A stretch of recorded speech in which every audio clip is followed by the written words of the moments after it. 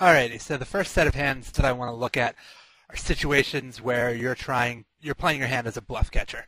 By the river, you're calling in situations where you can pretty much only beat bluffs, but you think your opponent will be bluffing often enough that that's profitable. And just as a reminder, if you look down here, I've made a little note just about what you should be looking to take away from these particular hands.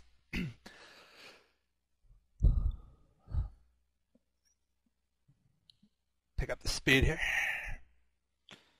Okay, so we bet the flop. Still a lot of draws possible out there on the turn. We bet again. Opponent just calls again. So the fact that there's all these draws out here and our opponent is not raising suggests that he probably doesn't have a very good draw unless he's a very passive player. A lot of people, if they had like 8-9 of diamonds or 5-6 of diamonds or something, they would have raised at some point. And it also suggests that he doesn't have a monster hand. He doesn't have like a set or even a weird two-pair like 10-7 or something. With this many draws out on the board and the likelihood of us having an overpair, raising under the gun, betting twice, people are probably going to be fast playing big hands. So at this point, it's very likely that our opponent has got either a weaker draw, like maybe an 8 or 9 out draw, flush draw, or 8-9, 5-6 got there on the turn. So we're thinking he's probably got either something that he's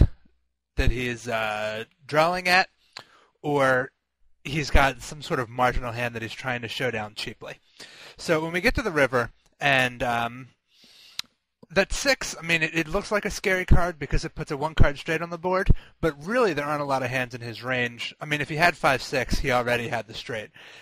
It's unlikely that he's got a hand like 7-5. I guess 4-5 is an outside possibility. We're not super concerned about him, about that 6 improving. I mean, maybe 7-6 he could have improved to, but he's probably not going to bet that on the river. A lot of people actually won't make that value bet on the river there, even with 7-6. So for the most part, we're thinking he's either got a hand that he's trying to show down cheaply, or he's got a draw that missed.